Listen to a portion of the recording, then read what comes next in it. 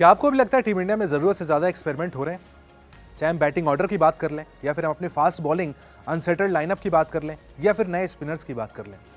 आपको भी लगता है ये जो एक्सपेरिमेंट है, जो फ्लेक्सिबिलिटी के नाम पर किए जा रहे हैं, काफ़ी ज़्यादा हो गए हैं? कई सारे लोगों को ऐसा लगता है। पूर्व खिलाड़ी ज़हीर खान को भी ऐसा ही लगता है कि भाई एक्सपेरिमेंट आपने बहुत ज़्यादा कर दिए हैं। फ्लेक्सिबिलिटी के नाम पर आप ये जो एक्सपेरिमेंट कर रहे हैं, इससे कहीं ना कहीं खिलाड़ियों में इनसिक्योरिटी की भावना पैदा होती है।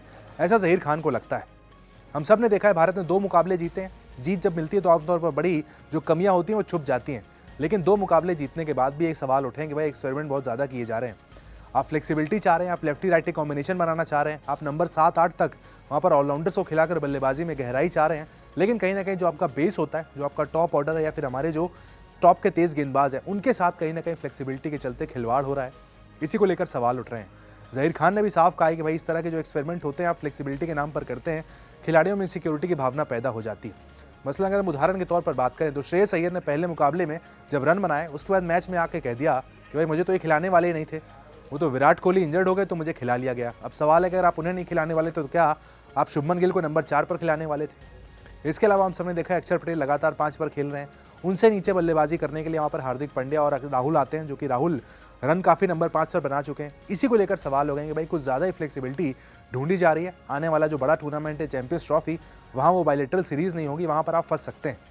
ज़हीर खान ने कहा है फ्लेक्सिबिलिटी लाना सही है, लेकिन तय गाइडलाइन के मुताबिक होना चाहिए, वरना इसकी वजह से इनसिक्योरिटी की भावना पैदा हो सकती है। ज़हीर ने कहा है, आपने कहा कि आपको फ्लेक्सिबिलिटी लानी होगी, नंबर 1 और 2 वहाँ रहेंगे, लेकिन दूसरे बल्लेबाजों के क्रम में लगातार बदलाव देखने को मिल रहा है।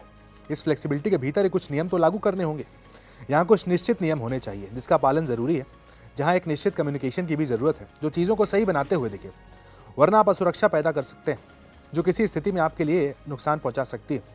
आप ऐसी स्थिति लाना नहीं चाहेंगे जहाँ से ऐसी स्थिति आ जाए कि आपको निपटना पड़े। हम सब ने देखा है भाई कि हमारा जो बैटिंग ऑर्डर है वो भी काफ़ी हद तक सेटल नज़र नहीं आ रहा है। वहाँ अगर ओपनिंग की बात की जाए तो वहाँ पर तो फिक्स आपको नज़र आते हैं शुभमन गिल है, वहाँ पर उसके साथ रोहित शर्मा, लेकिन टीम मैनेजमेंट कहीं ना कहीं जायसवाल को फिट करने के लिए लगातार कोशिश कर रहा है। उसके लिए कौन बाहर होगा ये देखना होगा। 3 पर विराट खेलते, 4 पर खेलने के लिए श्रेयस अय्यर है, जिनका स्पॉट फिक्स नहीं है। वो तो भला हो कि उन्होंने 2 मैचों में रन बना दिए, जिसके चलते आपको प्रेशर के चलते उन्हें खिलाना पड़ेगा। अदरवाइज श्रेयस अय्यर के पक्ष में मैनेजमेंट नज़र नहीं आ रहा था। 5 पर राहुल खेलते थे, वहाँ पर अक्षर पटेल को खिला दिया गया है। अक्षर पटेल वहाँ परफॉर्म भी कर रहे हैं, अच्छी बात है फिलहाल, लेकिन कई सारे दिग्गजों को लगता है कि जब बड़े मुकाबले आएंगे तो वहाँ पर अक्षर पटेल फंस सकते हैं। हालांकि अक्षर के पास वो काबिलियत है कि वो नीचे भी बल्लेबाजी कर सकते हैं। आप राहुल को नीचे भेजकर अपना एक बल्लेबाज डेड कर रहे हैं। इसके अलावा ऋषभ पंत लाइनअप में नहीं, उनको लेकर भी सवाल है भाई कि राहुल का अगर बल्ला नहीं चल रहा है तो आप पंत को ला सकते हैं। फास्ट बॉलिंग सबसे बड़ी कमजोरी बनी हुई हमारी नज़र आती है। जसप्रीत बुमराह इस लाइनअप में है नहीं, शमी अभी रिदम में नज़र नहीं आते, हर्षित राणा जिनके पास एक्सपीरियंस नहीं है, और अर्शदीप सिंह जिनको आपने बाहर बैठाया हुआ है। तो कई सारे सवाल हैं, एक्सपेरिमेंट है भाई। आपके पास एक ही मैच बचा हुआ है अहमदाबाद में, जहाँ पर आप जितने एक्सपेरिमेंट करने हैं कर सकते हैं।